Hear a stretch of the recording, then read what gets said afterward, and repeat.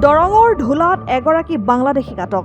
যোৱাকালি সন্ধিয়াৰ সময়ত ঢোলা আৰক্ষীয়ে লতাখাট গাঁৱৰ হাতীমালিৰ ঘৰৰ পৰা বাংলাদেশী যুৱকজনক আটক কৰে আৰক্ষীয়ে। আটক কৰা যুৱকজনৰ নাম মহম্মদ জাকিৰ বুলি জানিব পৰা গৈছে। বাংলাদেশৰ বৰিশালৰ ফটুৱাখালী গাঁৱৰ মহম্মদ জাকিৰ বুলি জানিব পৰা গৈছে। যুৱকজনৰ বয়স ৩২ বছৰ। যোৱা প্ৰায় কেইবাবছৰৰ পৰা ভাৰতৰ বাংগালুৰুত কাম কৰি আছিল বুলি যুৱকজনে প্ৰকাশ কৰে। তাৰ পৰা লতাখাট গাঁৱৰ ছোৱালী এগৰাকীক বিয়া কৰায় আৰু এটা সন্তান জন্ম হয়। যুৱকজন নিজৰ পৰিচয় গোপন ৰাখি ছোৱালীক বাংগালুৰুতে বিয়া কৰায়। যোৱা কিছুদিন পূৰ্বে স্বামীৰ এনে পৰিচয় গম পাই স্ত্ৰীগৰাকী গুচি আহে। অৱশেষত স্ত্ৰী আৰু সন্তানক বিচাৰি লতাখাটৰ হাতিম আলীৰ ঘৰত উপস্থিত হয় যুৱকজন। তাৰ পিছতে ঢোলা আৰক্ষীয়ে খবৰ পাই অভিযান চলাই ধৃত যুৱকজনক আটক কৰিবলৈ সক্ষম হয়। ঢোলা আৰক্ষীয়ে যুৱকজনৰ বিৰুদ্ধে গোচৰ ৰুজু কৰি জেল হাজতলৈ প্ৰেৰণ কৰে।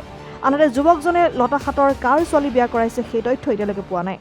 যোৱাকালি অনুমানিক 2-3টামান বজাত আমাৰ গাঁৱৰ হাতীমালিৰ ঘৰত অচিনাকি মানুহ এটা আহে। অহাৰ পিছত সোধ-পোছ কৰাত তেওঁ কয় মোৰ ঘৰ বাংলাদেশত।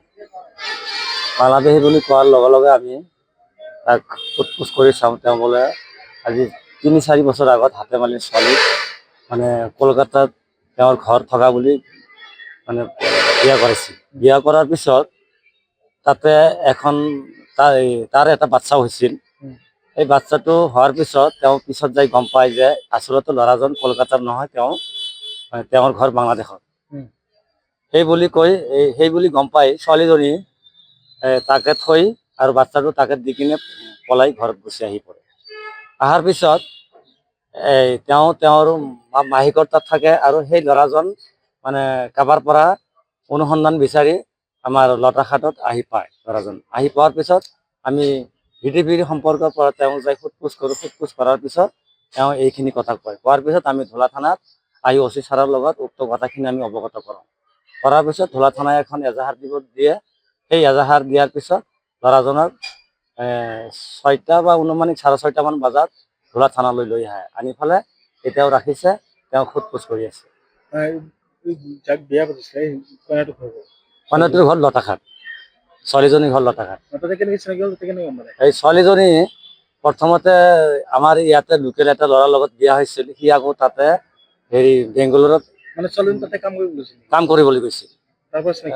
কাম কৰিব য'ত সেই সূত্ৰে তেওঁৰ লগত চিনাকি হ'ল। চিনাকি হোৱাৰ পিছত ছোৱালীজনী সি ফুচলাই কিনে কলকাতাত থকা বুলি বিয়া কৰায়। এই ছোৱালীজনী গম পাই নেকি বাংলাদেশৰ বুলি? নাই, প্ৰথমতে সি গম পোৱা নাছিল। পিছত 2 বছৰ পিছতহে সি যাই গম পাই যে ল'ৰাজন আচলতে বাংলাদেশী ল'ৰা। এতিয়া বৰ্তমান ছোৱালীজনী গুৱাহাটী তেওঁৰ মায়েকৰ ঘৰত আছে। ঢোলাৰ পৰা সলিমুদ্দিনৰ ৰিপৰ্ট, N24 আছাম।